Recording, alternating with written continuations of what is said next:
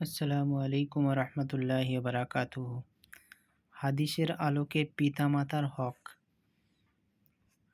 পিতামাতার হক সম্পর্কে 4টি হাদিস আপনাদের শোনাই। 1 নম্বর হাদিস, মুসনাদে আহমদ, তিরমিজি, ইবনে মাজাহ, মুস্তাদরাকে হাকেমে বিশুদ্ধ সনদ সহ হযরত আবু দারদা রাদিয়াল্লাহু তাআলা আনহু হতে বর্ণিত হয়েছে, রাসূল পাক সাল্লাল্লাহু আলাইহি সাল্লাম বলেন, পিতা জান্নাতের মধ্যবর্তী দরজা।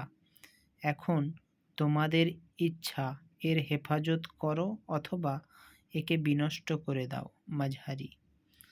2 নম্বর হাদিস, তিরমিজি ও মুস্তাদরাকে হাকেমে হযরত আব্দুল্লাহ ইবনে উমরের রেওয়াতে উল্লেখ রয়েছে, রাসূলুল্লাহ সাল্লাল্লাহু আলাইহি ওয়াসাল্লাম বলেন, পিতা জান্নাতের মধ্যবর্তী দরজা।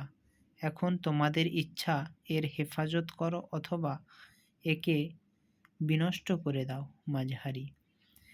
3 নম্বর হাদিস, তিরমিজি ও মুস্তাদরাকে হাকেমে আব্দুল্লাহ ইবনে আমরের রিয়াতে উল্লেখ করা হয়েছে যে, রাসূলুল্লাহ সাল্লাল্লাহু আলাইহি ওয়াসাল্লাম বলেছেন, আল্লাহর সন্তুষ্টি পিতার সন্তুষ্টির মধ্যে এবং আল্লাহর অসন্তুষ্টি পিতার অসন্তুষ্টির মধ্যে নিহিত রয়েছে।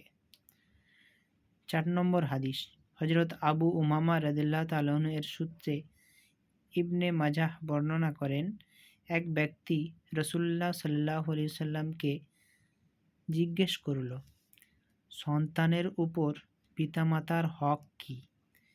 তিনি বললেন, তারা উভয়ে তোমার জান্নাত অথবা জাহান্নাম।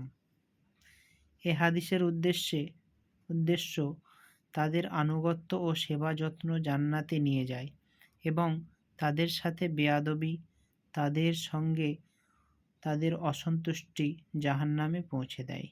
মারিফুল কুরআন।